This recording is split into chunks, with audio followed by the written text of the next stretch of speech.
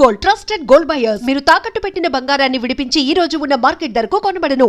మీ career మీ brother మీకు support చేసినప్పుడు మీరు అన్నారు ఏంటి, నాకున్నాడుగా ఇండస్ట్రీలో కోట వెళ్దాము అని అంటే అక్కడ అప్సెట్ అయ్యాను అన్నారు. ఏంటి, ఏం జరిగింది అక్కడ? వచ్చావు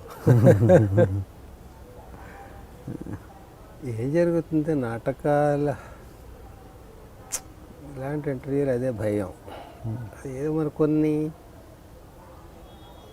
అన్ఫోల్డ్ స్టోరీస్ కంటే ఫోల్డ్వే బాగుంటాయి. ఆయన ఏదైనా ఓపెన్గా చెప్పే మనిషిగా కోట గారు, కానీ కమ్యూనికేషన్ గ్యాప్. ఇప్పుడు నేను ఏ పని మీద వచ్చానో అతనికి తెలియదు, అతను ఎందుకు చేయలేదు నాకు తెలియదు. మేము నాటకాల నుంచి ఇద్దరం వెళ్ళాం. నేను నాటక రచయితని, నా నాటకాలు బయట వాళ్ళు కూడా వేస్తారు, మా అసోసియేషనే కాకుండా.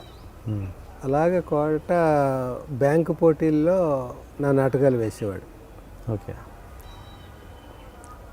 నా నాటకాలు వేసినప్పుడు అప్పుడప్పుడు మేము ఆల్రెడీ ఆడేసి ఉంటాం కాబట్టి సేమ్ అదే సెట్ చేసి రావడం వాళ్ళకి.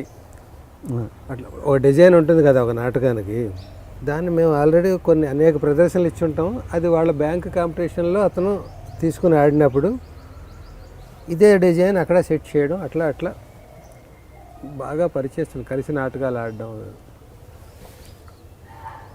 అలాగే అప్పట్లో ఇంచుమించుగా ఒకే చోట ఉండేవాళ్ళం, రెగ్యులర్గా కలుస్తూ ఉండడం, ఇంచుమించుగా ఫ్యామిలీ ఫ్రెండ్స్గా అట్లా ఉండేవాళ్ళం. అట్లా అతను ఉన్న ఇండస్ట్రీకి ఎలా వెళ్ళాలరా సినిమా ఫీల్డ్కి నాకు ఎవరు తెలుసని మా బ్రదర్తో అన్నప్పుడు, మనకి ఎవరో ఉండడం ఎందుకు, మన కోట మనవాడు అన్నాడు. అక్కడ ఉంటావు నువ్వు, అతని ఇంట్లో తినవు, అతను ఇంట్లో పడుకో, ఎక్కడో హోటల్లో ఏదో తీసుకుని రూమ్ తీసుకుని ఏదో ఉంటాం, తెలిసినవాడు ఓ మనిషి ఉన్నాడు అనేది ఎవరున్నారంటే చెప్తున్నాను అన్నాడు. ఉన్న వారం 10 రోజులు అతన్ని కలిశాను రెగ్యులర్గా. అతను ఏదో అతని లోకంలో అతను ఉన్నాడు, మన లోకంలో మనం ఉన్నాం. మనం ఏ పని మీద వచ్చామో చెప్పడానికి మనకి సిగ్గు, వినడానికి అతనికి బిజీ. ఇది అయ్యేది కాదులే అనుకుని చెప్పాను. కానీ అప్పట్లో ఇలా ఉండేది కాదు, ఇంత ఓపెన్గా ఎవరు పడితే వాళ్ళ రైటర్లు, ఎవరు పడితే వాళ్ళ డైరెక్టర్లు అలా ఉండేది కాదు. ఆల్రెడీ ఒక 5-6 రైటర్లు ఉంటే 7వ వాడు రావడం చాలా కష్టం. అలాంటి పరిస్థితుల్లో మనం వెళ్ళి రచన ఇదే అవకాశం అంటే చాలా కష్టం.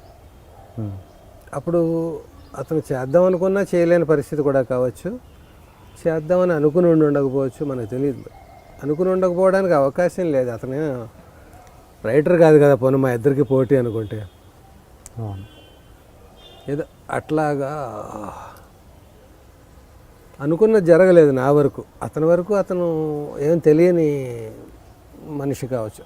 నా గురించి నేను ఎందుకు వచ్చాను, ఏ ప్రయత్నాల్లో వచ్చాను, ఎవరైనా నమ్ముకుని వచ్చాను అతనికి ఏం తెలియకపోవచ్చు. నిన్నే నమ్ముకుని వచ్చానయ్యా అని నేను చెప్పలేదు, నువ్వు ఎలాగైనా నాకు సాయం చేయాలని నేనేం అతన్ని ప్రాధేయపడలేదు.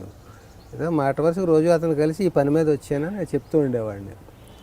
అతను విన్నట్టుండి అది చాలా కష్టం అన్నట్టుగా మనసులో ఏదో ఉండేదేమో. మరి అతను చేయలేని పరిస్థితి. ఎవరికి నన్ను ఇంట్రడ్యూస్ చేసి రైటర్ అని అంటాడు.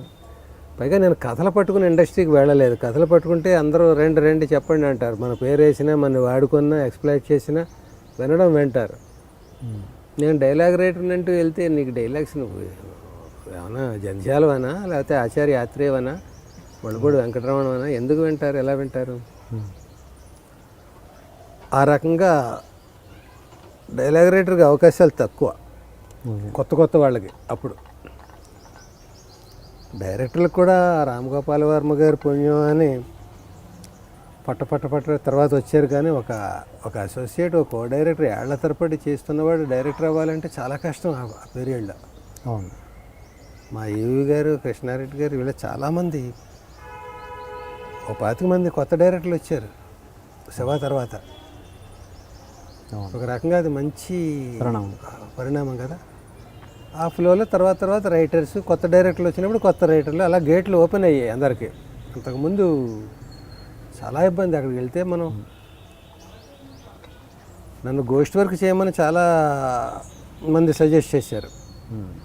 నేను ఒక నాటక రచయితను అయ్యి ఉండి నాకు ఒక ఇమేజ్ ఉండి ఒక ఫ్యామిలీ ఉండి ఒక ఏదో చెయ్యాలని ఒక ధ్యేయంతో వచ్చి నేను అలాగా చేయడం నాకు ఇష్టం ఉండేది కాదు. కానీ మరి నాకంటే పెద్ద పెద్ద వాళ్ళందరూ గోష్ఠి వర్కులు చేశారు. గోష్ఠి వర్క్ చేయడం తప్పు కాదు, అది ఒక శిష్యరికం లాంటిదే కదా గోష్ఠి వర్క్ అంటే. కానీ నాకెందుకో మరి నేను చెప్పాను కదా, నేను కొంచెం సున్నితత్వం సెంటిమెంట్లు ఇవనుకో నేను అలా వద్దనుకుని వెళ్ళాను. నేను ఆ ప్రాసెస్లో నేను పెద్ద పెద్ద వాళ్ళకి కూడా నేను చెయ్యనని చెప్పేయాల్సి వచ్చింది.